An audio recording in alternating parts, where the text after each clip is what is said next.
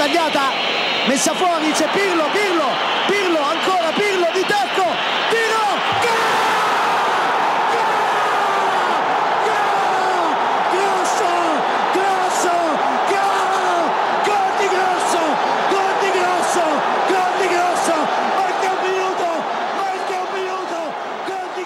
Hello and welcome to the Milan Talk podcast. I'm your host Amit Paul, and sadly it's another defeat to discuss tonight as we return from the international break.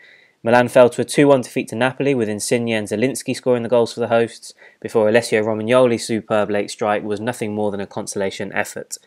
Looking at the positives and negatives from the game to start things off, I felt like Milan improved in the second half as they retained possession, they applied some pressure to Napoli, and at times they looked a little bit of a threat to them. The first goal in this game was always going to be crucial for me. I felt that if Milan had the opportunity to get the first goal, they could sit back and defend something. Whereas if Napoli took it, then they would go into their comfort zone, their possession-based football, kind of take charge of the whole game, and it would become increasingly more difficult for Milan. So on a positive angle, I would say that Milan did well to stay in the game, to continue to push forward to try and get a way back into the game. And unfortunately, they came up short on this occasion. Negatives, I would say there was a real distinct lack of quality and composure on the ball in the final third, particularly in the wide positions, whether it was Barini, Bonaventura, even Suso prior to his injury. I don't feel there was enough quality in the final third to make the difference. So that was a real negative for me. And, as I mentioned, we did well to retain possession, but it's all well and good retaining it, but it's about what you do with it that makes the difference. So that was a big negative for me, that we failed to put Napoli under serious pressure to trouble them and look as though we were potentially going to find a breakthrough. So that was a big negative. Manager rating out of 10, Vincenzo Montella gets a 5 out of 10. I can't disagree with any of his substitutions. I think Andre Silva for Suso was fine. Abate replacing a tired Barini was fine. But ultimately, it's the fundamental decisions that he's making to start games that's really frustrating me. Firstly, the back three. It just seems that he will never waver from that, which is becoming really increasingly annoying. And obviously the choice of having Nikola Kalinic up front isn't paying dividends. He is not delivering, and yet Montella continues to stick with him for whatever reason, leaving Silva on the bench. So for that reason, and with the back three, Montella gets a 5 out of 10 for me on this occasion. On to the player ratings, starting with Gigi Donnarumma. Beaten twice in one-on-one situations, and if you want to be critical, you could say he could have done better. Got a hand to Insigne's effort, was nutmegged for the second, so potentially could have done better, but his goal was peppered with shots throughout the game, made some really key saves and kept us in it. So for that reason, I'm giving him a 6 out of 10. Matteo Musacchio gets a 6, but I probably would say that he's a bit lucky to get a 6. Maybe a 5 is a bit more appropriate for him. I felt like it was a decent enough display, albeit wasn't very, very impressive either, but he kept things relatively tight at the back. However, the big negative mark against this performance was the fact that along with the other two in the back three, it was disappointing how Napoli managed to break behind the line and get those 2 goals, and he was part of that problem. So he gets a 6, but ultimately, if there is an argument to be made that he deserves a 5, then I'll completely agree with that. Bonucci gets a 6 as well. I think he's showing more character, he's showing more individual bits of defensive quality, and that is a real positive to take away from his performances in recent weeks.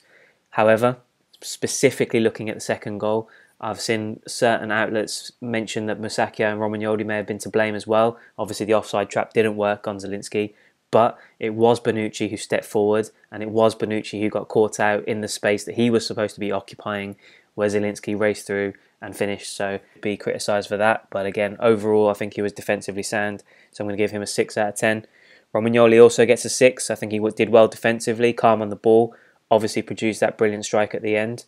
But again, similar situation with the other two. The trio at the back didn't successfully nullify Napoli's threat with runs behind the line, and he was part of that problem. So whether you disagree with me, let me know in the comments section. Have I been too generous with all 3 getting a 6?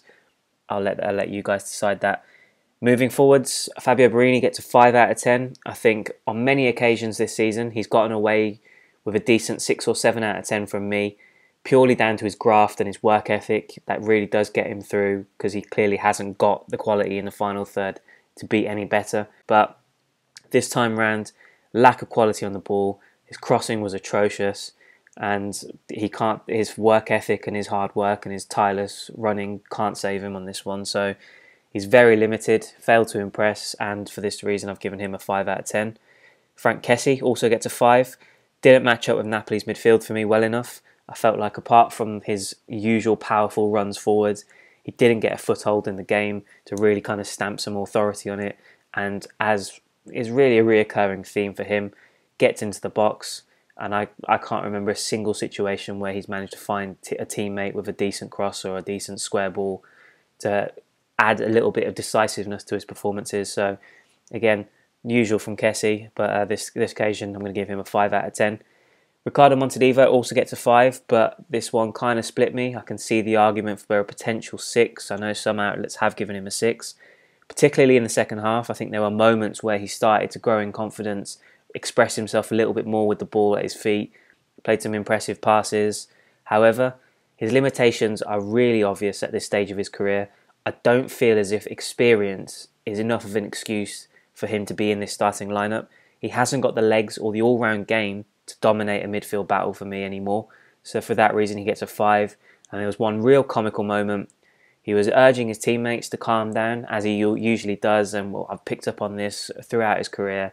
Stands by the ball, by the side of the possession, urging everyone to just calm it down, relax, play the tempo, slow it down.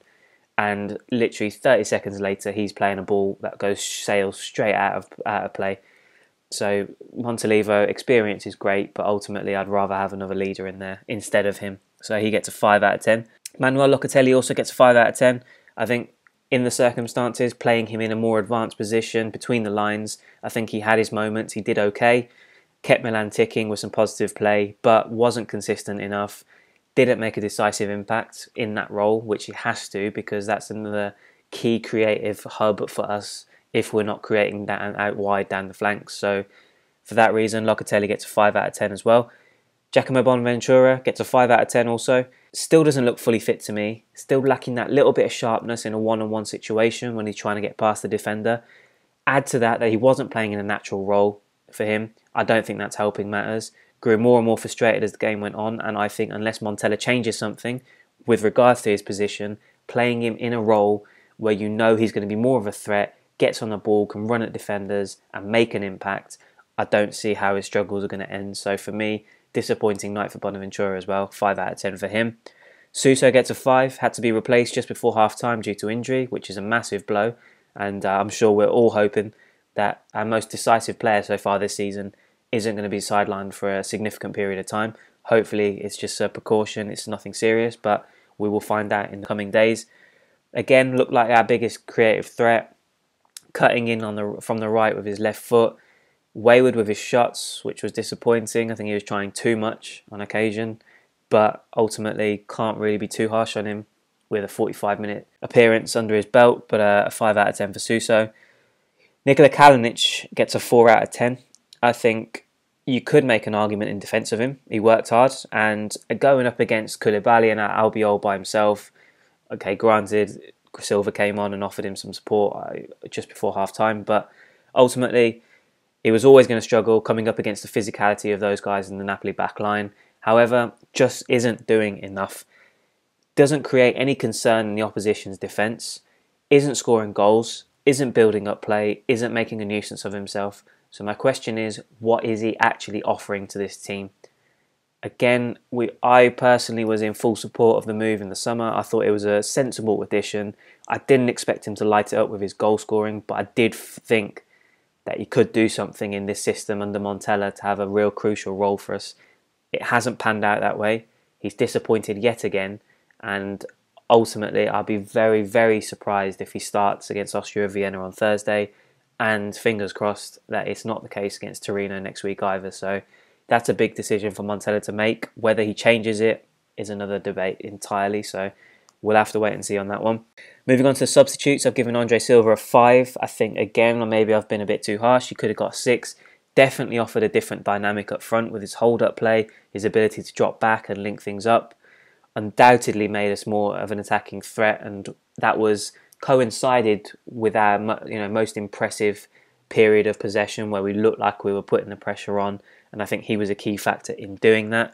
However, there is one particular trait that I'm not liking in his play, and I don't know whether this is part of the reason why Montella's not showing more faith in him and playing him, starting him more often, is the constant moaning off the ball when moves break down. He almost looks like a player that's getting frustrated with the lack of quality around him, and we don't need that in this team. We need a leader, a guy that will just accept that, of course criticise when it needs it to be done, but ultimately his moaning isn't going to help anybody, and I feel like that's a certain area that he will need to improve on with maturity as he gets on. So made an impressive and positive impact, but again, that's one side of his game that I'm not liking. Ignacio Abate came on late, fresh pair of legs for Borini to replace him on the right flank.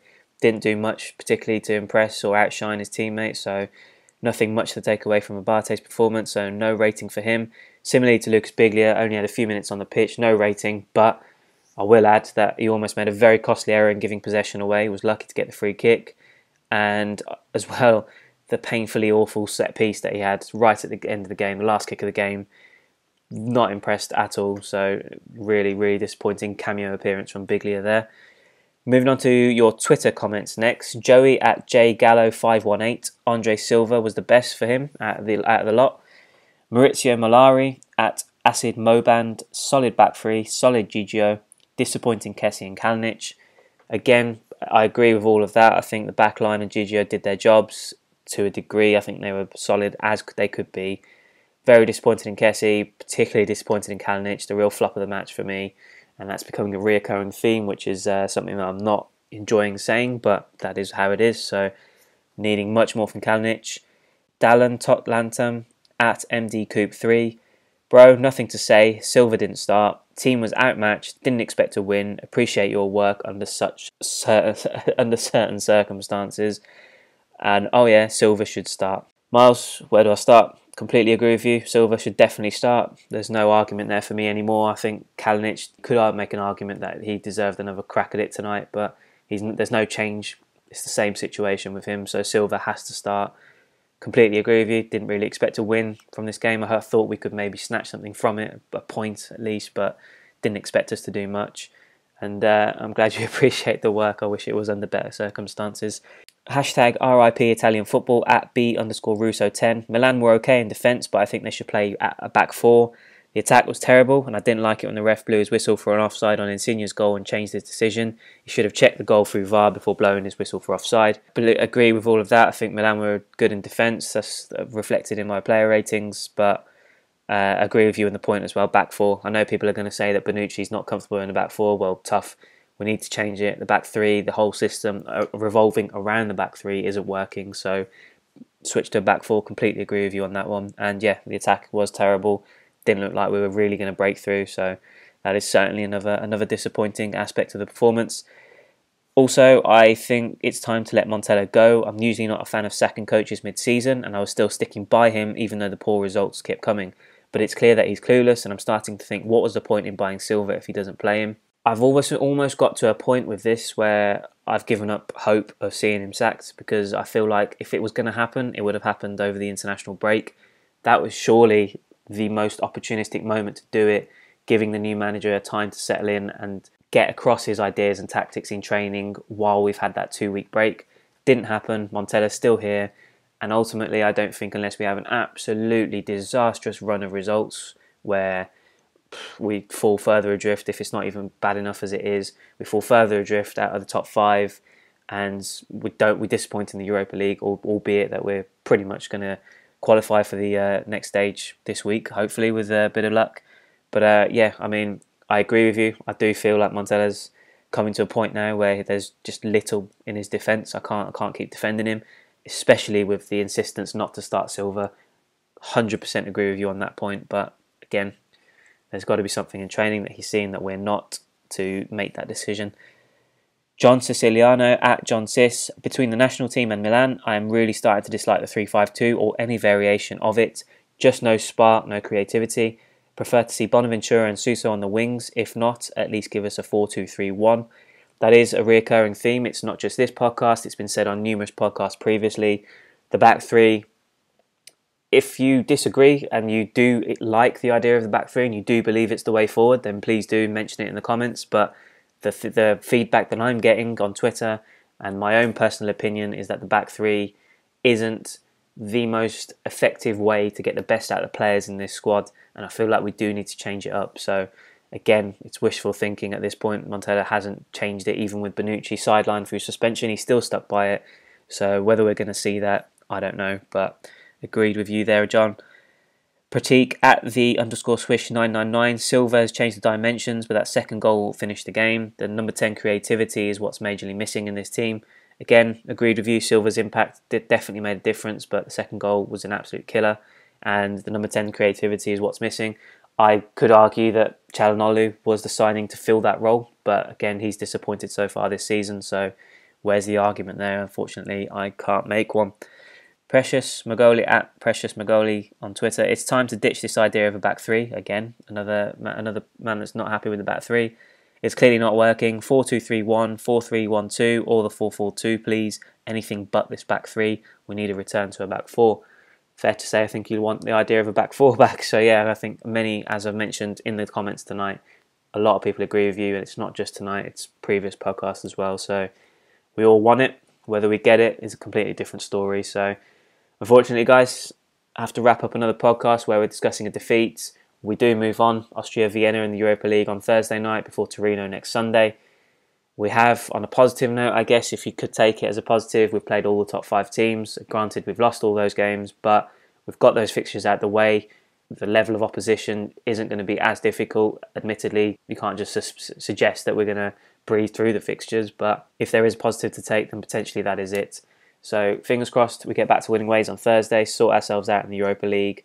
Big game against Torino next weekend, and hopefully, with a bit of luck, we'll have some more positive things to talk about.